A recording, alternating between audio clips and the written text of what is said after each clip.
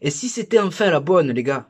Et si c'était enfin la bonne année, j'ai envie de vous dire, Vente OM, épisode 455, c'est parti. Bonjour à vous, supporters marseillais, supportrices marseillaises. J'espère que vous allez bien. On se retrouve aujourd'hui pour une nouvelle vidéo et on va évoquer la vente de l'OM. Alors je préfère vous prévenir à l'avance, j'avais pas prévu d'évoquer ce sujet, j'étais au travail, j'ai vu passer sur Twitter une bombe. Un membre de la famille royale saoudienne confirme leur intérêt pour notre club. Mais on va aussi parler du mercato, puisque c'est le dossier chaud, c'est ce qui compte pour moi le moment présent, avec l'arrivée de Quentin Merlin qu'on nous annonce comme quasi imminente. Bien entendu les amis, et là je m'adresse à vous tous personnes qui allez, toutes les personnes qui vont tomber sur cette vidéo, avant de rentrer dans le vif du sujet, pensez à liker la vidéo et pensez à me dire ce que vous pensez des différents thèmes que l'on va aborder. Ça m'aide énormément les gars. Donc voilà. Ah, j'ai oublié! Les gars, j'allais oublier! Je tiens à vous remercier. On a on a franchi le palier des 7000 abonnés. C'est tout simplement exceptionnel, les gars. Voilà, moi je me suis lancé sur YouTube, les gars, vous savez, hein, parce que j'aime l'OM, parce que j'ai une grande gueule, parce que j'aime bien dire ce que je pense, et jamais j'aurais cru que ça aurait pris cette ampleur. Donc les gars, 7000 merci à vous, et je peux vous le dire que c'est que le début, parce que je suis en train de réfléchir pour mettre plein d'autres projets en place. Voilà. Mais en tout cas, sachez que ça me va vraiment droit dans le cœur, tous vos messages, votre soutien, les gars, voilà. On est vraiment ensemble. Bon, parlons mercato maintenant, et on va commencer cette chronique avant la vente OM, par l'arrivée de Quentin Merlin. On met enfin fin au feuilleton du dossier du piston gauche, voilà, avec l'arrivée d'Ulysse Garcia et l'arrivée quasi imminente de Quentin Merlin. On est bien pourvu à ce poste, et Quentin Merlin, je trouve que c'est un recrutement intelligent, puisqu'on va recruter un joueur qui a une grosse marge de progression, qui connaît déjà le championnat français. Au niveau de son profil, ce rôle de piston gauche, il lui va quand même à merveille, parce que c'est un joueur qui est beaucoup plus à l'aise pour attaquer que pour défendre. Mais entre lui et à gauche et Jonathan Klaus à droite, va falloir trouver un juste milieu, parce qu'on a quand même des latéraux qui se projettent énormément vers l'avant et qui vont laisser énormément d'espace dans leur dos. Mais en tout cas, voilà, Quentin Merlin, voilà, enfin une piste entre guillemets digne de l'OM. Maintenant, il n'y a que le contrat, les gars. J'ai pas compris pourquoi on lui proposait que 3 ans et demi de contrat. C'est un jeune joueur, tu aurais pu forcer 4 ou 5. C'est le seul truc que j'ai à reprocher. Montant du transfert 10 millions. Donc là aussi, c'est vraiment, j'ai envie de vous dire, c'est un bon coup. On paye pas trop cher le joueur, et on récupère un joueur qui, je l'espère, va s'imposer chez nous. En tout cas, dites-moi ce que vous pensez de Quentin Merlin, mais je suis content que ce soit lui et pas Nuno Tavares que l'on ait fait. Bon, enchaînons maintenant les amis avec un sujet qui ne laisse personne insensible, la vente de l'OM. Alors c'est vraiment quelque chose qui divise à l'OM, parce que entre les pro-ventes et ceux qui n'y croient pas du tout, voilà, ça s'envoie des tacles à la gorge. La vente OM, c'est vraiment un sujet qui ne laisse personne insensible. J'invite dans ce dossier à faire preuve de prudence. Je reçois des messages des fois de gens, ouais, c'est fait, ils vont venir, ils vont venir. Non, les gars, si les Saoudiens, ils étaient déjà là, on serait pas allé chercher Ulysse Garcia, on serait pas allé chercher Jean Onana, et on aurait peut-être recruté un autre joueur que Faris Moumbagna devant. C'est factuel. Voilà.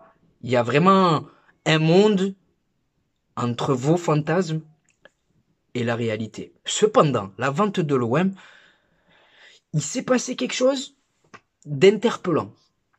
Et c'est le cas de le dire. Je prends mon téléphone et je vais vous lire. Alors, on a le prince Abdullah Saad Abdulaziz, donc j'espère que je l'ai bien prononcé. C'est un membre de la famille royale d'Arabie Saoudite, les amis. Donc lui, c'est pas Zazoas sur Twitter, c'est quelqu'un de la famille royale. On a enfin quelqu'un de là-bas qui nous dit que oui. Et vous allez voir avec les propos, c'est vraiment fort ce qu'il dit. Alors d'après lui, je pense que c'est un bon placement d'investir en France, Marseille ou Monaco. Faut bien le préciser, Monaco. Aussi, il n'y a pas que l'OM qui attire les Saoudiens. Ces équipes sont bonnes. Je connais Marseille, Djibril Cissé, Ravanelli, c'est une bonne équipe. Je ne sais pas ce qui se passe entre l'Arabie Saoudite et Zinedine Zidane, mais tout est possible. Voilà les gars. Là, on a enfin quelqu'un de là-bas qui nous dit, et c'est un membre de la famille royale, que l'OM intéresse tout comme l'AS Monaco. Et ça, on l'avait pas vu venir. Hein, il y a une grosse information qui est sortie dans l'équipe. Le propriétaire de Monaco, il cherche à vendre le club. Et contrairement à nous, Monaco, ils ont des sacrés arguments à faire valoir. Et je vais m'expliquer.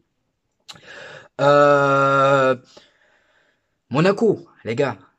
Parce que la caillasse, c'est important hein, pour les Saoudiens, pour tout le monde. Sans argent, tu fais rien dans le football comme dans ta vraie vie. Dans la vie privée, tu fais rien sans argent. Monaco, les gars, principauté, les avantages fiscaux qu'on connaît, ça peut peut-être les arranger, les Saoudiens. Tu payes pas d'impôts, ça peut les mettre bien qu'ils aient de l'argent. Donc de ce côté-là, les avantages fiscaux qu'on peut retrouver de Monaco, du côté de la principauté, ça peut nous mettre des bâtons dans les roues. Ensuite, les amis, désolé, j'ai eu un appel. En achetant Monaco, les Saoudiens, ils achèteraient un grand club du football français, mais qui génère moins de passion et de revenus que l'OM. Mais avec Monaco, ils s'achètent la tranquillité. Il y a des gains qui vont leur casser les couilles. Quand t'es propriétaire de ton club, ce que t'aimes, c'est la tranquillité. Tu n'as pas envie d'avoir des coups de pression des différents groupes de supporters. Tu n'as pas envie que le maire il vienne te casser les bonbons. Tu as envie d'être libre de faire ce que tu veux. Donc Monaco de ce côté-là, c'est parfait. Tu payes pas d'impôts, tu n'as pas la pression entre guillemets du résultat. Monaco, ça peut attirer les Saoudiens. Par contre, l'avantage qu'a l'OM sur Monaco, c'est que l'OM, justement, c'est un club unique. Si on parle en termes de palmarès, si on parle en termes de grandeur du club, si on parle en termes de ferveur, d'ambiance dans le stade, c'est l'OM, quoi. Donc si tu veux acheter un vrai club de ballon, logiquement, entre Marseille et Monaco, il n'y a pas photo, avantage OM. Surtout que contrairement à Monaco, contrairement, ils peuvent aussi Monaco, mais voilà, c'est pas comme ça que ça se passe là-bas. L'OM, Marseille, la ville, quoi. L'emplacement géographique. Tu as le port de Fos, tu as le port de Marseille avec la CMA-CGM qui leur permet d'avoir une ouverture en fait sur l'Afrique grâce à la mer Méditerranée et tous les pays méditerranéens. Donc on sait que quand on rachète un club de football, on le rachète pas parce qu'on aime ce club, mais pour tout ce qu'on peut générer derrière. Investir dans la ville pour gagner de l'argent. McCourt, voilà, il était venu pour l'immobilier. Donc, de ce côté-là, on a des sacrés arguments à faire valoir. Maintenant, comme on dit, il y a peut-être, c'est entre les mains de Dieu, entre guillemets, voilà, il y a peut-être des négociations ou pas, et les Saoudiens, ils iront là où ils ont envie d'aller. Voilà, Marseille, Monaco, deux grands clubs français, soit tu veux la tranquillité, ou soit voilà, c'est vraiment il y a une sacrée différence entre Monaco et Marseille, hein, c'est le jour et la nuit. Voilà, mais en tout cas, pour parler de McCourt, vous m'avez envoyé beaucoup de messages pour, voilà les gars, vous en avez marre, hein. Vous en avez marre de McCourt, vous en avez marre de Longoria, et je partage votre frustration, je partage votre colère, je partage ce sentiment qui vous anime, parce que, qu'est-ce que vous voulez faire, les gars? Les joueurs, ils sont nuls, c'est comme ça, ils sont nuls. Mais moi, j'en veux aussi Longoria, McCourt, qu'il n'y a pas de projet, que depuis la fin de l'ère Didier Deschamps, on gagne aucun trophée. Là, tu te fais sortir par Rennes. L'année dernière, c'est par Annecy. Tu te fais sortir par Carquefou. Tu te fais sortir par Canet-Roussillon. C'est vraiment compliqué d'être supporter olympien. C'est vraiment d'être compliqué. Pas d'aimer le club, parce que c'est un club unique. On aime ce club. Par contre, les joueurs, les dirigeants, propriétaires, depuis trop longtemps, ils se moquent de nous. Voilà. Honnêtement, ils se moquent de nous. Et si on veut à nouveau gagner des trophées, je vous le dis, les gars, ça passe par un nouveau propriétaire. Peu importe qu'il soit saoudien, peu importe qu'il soit américain, je m'en fous, moi. Mais que le mec, il ramène de l'argent et que le mec, il ait vraiment envie de voir l'OM gagner. Oh, la nouvelle génération de supporters. Qu'est-ce qu'ils ont connu? Ils auront connu avec la Brune. Il n'y a pas d'argent. Ils auront connu Jacques-Henri Hérault, McCourt. Ils auront connu Longoria. C'est chaud pour eux. Moi, Dieu merci, encore moi. Tu vois, j'ai connu l'ère Didier Deschamps. J'ai vu l'OM gagner durant cette période. Tu vois, j'ai vu au moins ça. Mais il y a d'autres supporters beaucoup plus jeunes que moi qui ont même pas eu cette chance-là. Qui vivent à travers les souvenirs de leur papa, de leur grand-père, de leurs oncles, de leurs grands frères. C'est malheureux. C'est malheureux à dire, mais si on parle en termes de palmarès, hein, les gars, je parle en termes de palmarès. Hein. Ces 12-13 dernières années, on n'a pas le bilan d'un grand club français, et encore moins d'un grand club européen. Il y a cette parenthèse en 2018, mais c'est trop peu, les gars. C'est trop peu. Moi, voilà, putain, j'ai envie de voir l'OM jouer tous les mardis, tous les mercredis soirs sur Canal+, on tape Dortmund, on tape Liverpool. J'ai envie, frère, mais c'est compliqué, voilà. Voilà, il y a vraiment une réalité. McCourt, voilà, je pense que McCourt, il a compris que l'OM, c'était vraiment la poule aux œufs d'or. Hein. C'est-à-dire qu'il a compris qu'il pouvait en tirer un bon prix. Cependant, il y a un juste milieu à trouver. Tu n'es pas propriétaire de ton stade. Ton équipe, elle vaut pas un clou. Donc, il faut être cohérent. Tu peux pas en demander 500 ou 600 millions d'euros. Voilà. En tout cas, les amis, pour ce sujet de la vente OM, n'hésitez pas à me dire ce que vous en pensez dans l'espace qui vous est réservé en commentaire. Pour conclure, j'avais pas prévu de le faire, mais on va quand même le faire. L'avant-match face à Monaco, les gars. Voilà, l'avant-match face à Monaco. Donc, honnêtement, je vous le dis, ça va être un tournant, là. Voilà, ça peut mal se passer au Vélodrome avec les supporters en cas de défaite, parce que je pense que dans l'ensemble, on est vraiment à bout. Depuis le début de la saison, on est tous un peu quand même calmes. Voilà. Mais je pense que le faux pas face à Rennes, c'est en quelque sorte la goutte de trop. Et un faux pas au Vélodrome ne sera pas toléré. Voilà. En tout cas, Monaco, c'est une équipe joueuse, c'est une équipe qui a du talent, c'est une équipe où il y a de la qualité pour nous faire mal, surtout si on joue dans ce système de 1 3-4-1-2 où on va laisser beaucoup d'espace, où on va se projeter énormément vers l'avant. Donc je pense que Gattuso, il va peut-être changer de système pour cette rencontre. Voilà. Ma composition, et j'ai même pas les absents, les gars. Je sors du travail, je sais même pas qui sera présent pour ce match. M'en voulez pas si je vous mets dans le 11 des joueurs qui seront absents. Hein. Mais voilà, j'ai pas fait encore un tour sur tout ça. Alors, Paolo Lopez dans les cages, même si c'est Paolo Lopez. Voilà, voilà, c'est malheureux à dire, mais putain, t'imagines quand même. Tu t'es séparé de Mandanda et tu l'as même pas remplacé par un joueur qui lui est supérieur. Et tu l'as fait partir comme un voleur, hein, Mandanda. Enfin bref, Paolo Lopez dans les cages. Et moi, je vais garder cette défense à 3, là, ce système-là. Une défense à 3 composée de Leonardo, Balerdi, Meïté et Samuel Gigot. Voilà, Samuel Gigot, j'espère que psychologiquement, il se sera remis de son penalty raté face à Rennes. Voilà, ça arrive à tout le monde et malheureusement, c'est tombé sur lui. Dans l'entrejeu, je sais pas s'il y a Kondogbia, je sais pas. On va faire comme s'il y était, allez. Kondogbia, Jordan Verretou, au niveau des pistons, je pense qu'il y aura Quentin Merlin. Donc Quentin Merlin à gauche, Jonathan Klaus à droite. Et pour les 3 de devant, ben écoutez, on va partir avec Aubameyang devant, Correa, parce que Vitinha c'est pas possible, mais Correa je l'alignerai en numéro 10. Et pour accompagner Aubameyang, je sais même pas qui mettre en fait. Il y a des gains les gars. Ben écoutez, c'est le joueur mystère et je vous laisse le choisir dans un commentaire. Voilà, pour accompagner Aubameyang. Je pense que Vitinha, on n'a même pas le choix en plus. Voilà. Donc voilà les amis, ma composition est pour mon pronostic.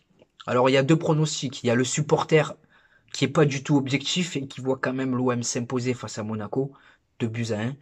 Et il y a le supporter qui a envie d'être beaucoup plus réaliste et qui va te dire que ce match-là, ça va être une bataille et que ça va être vraiment, vraiment, vraiment, vraiment compliqué.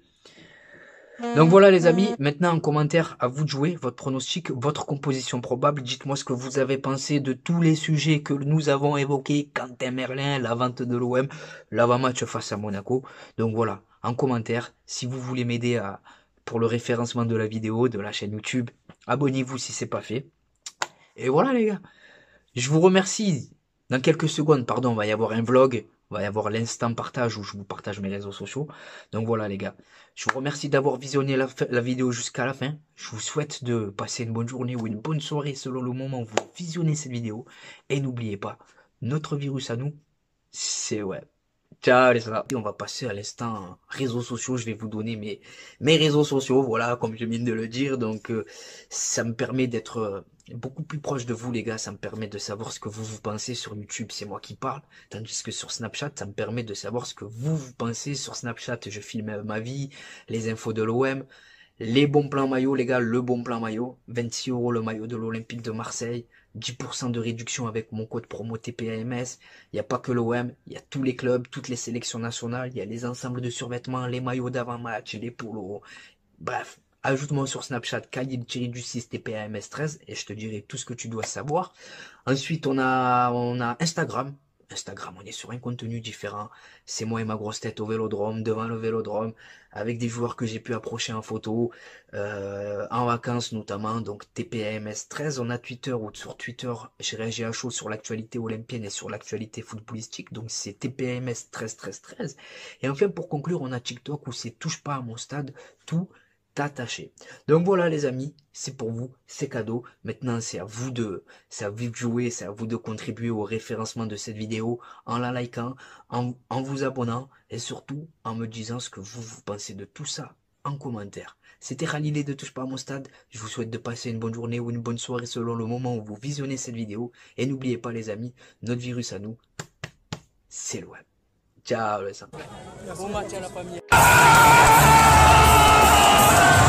Et bonjour à vous supporters marseillais, supportrices marseillaises, j'espère que vous allez bien. On se retrouve aujourd'hui pour une nouvelle vidéo et pas n'importe quelle vidéo. 24 heures dans la peau d'un supporter marseillais et comme vous pouvez le voir, aujourd'hui le cadre il est tout simplement magnifique. Bien accompagné en attendant le match explosif qui nous attend de ce soir, Olympique de Marseille, Bayer Leverkusen. Donc au programme les amis, là on se rafraîchit, on s'hydrate bien entendu. Et juste après, direction le Vélodrome pour vous faire vivre l'ambiance exceptionnelle qui nous attend ce soir. Dans le stade Vélodrome, il y a une marée les gars, il y a une marée, c'est impressionnant. Le retour de l'Olympique de Marseille, Adel, t'en penses quoi? Allez l'OM les gars, tout simplement. Regardez, légende olympienne les amis, monsieur Charles de Bonneau. Et regardez les amis comme il est accueillant, fait la photo avec tout le monde. Hein. Normal. Un mot pour le mercato. Le mercato pour l'instant est extraordinaire. On peut faire confiance aux dirigeants. Oui. Ce qu'il y a de certain, c'est qu'il y a d'autres joueurs qui vont arriver. Oh, merci, merci. Et encore merci pour tout ce que tu as pu faire pour l'Olympique de Marseille. C'est normal. Exceptionnel les gars. La légende de Charles de Bonneau avec une grosse info mercato. Et là, il n'y a rien frère. Info mercato carrément. Il a annoncé 2 grosses arrivées encore les gars, vous l'avez entendu. Les amis, c'est là que tout se passe. C'est là que tout se passe les amis. Le Vélodrome. De retour à la maison les gars. Exceptionnel. Exceptionnel.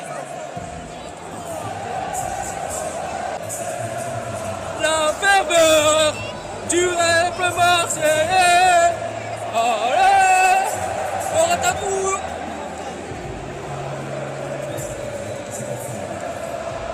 On est posé les amis, on attend patiemment que le match démarre, comme vous pouvez le voir. C'est magnifique les amis. Magnifique. Il y a les poteaux. Pronostic Malik. Toujours 2-2, mais confiant pour la victoire. Mahmoud, pronostic. Toujours 1-1. Change pas, match nul. Adel, pronostic. Exceptionnel les gars. Voilà, Imran Soglou. Ounaï.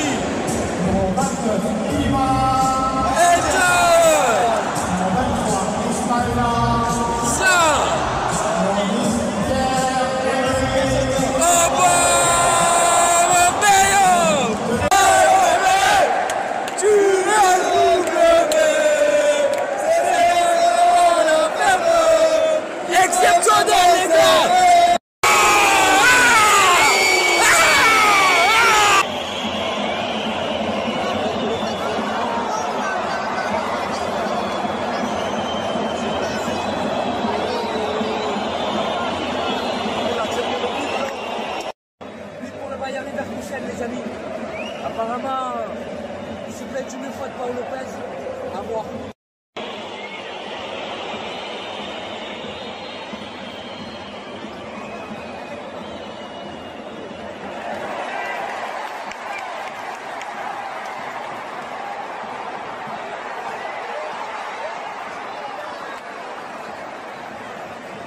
Ah, c'est la mi-temps les gars, pour l'instant on n'y arrive pas. Paolo Lopez il te ménique, hein.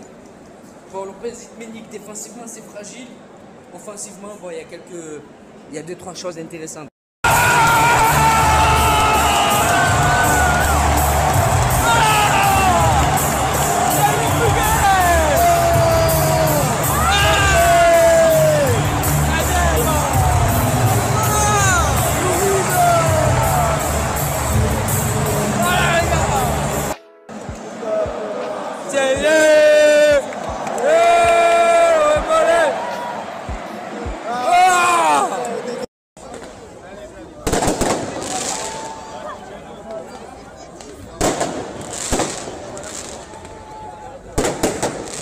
Sur l'âge des joueurs. Mahmoud, Manu. Malik, t'as hâte d'être à ce soir ou pas? Je pense à Manu.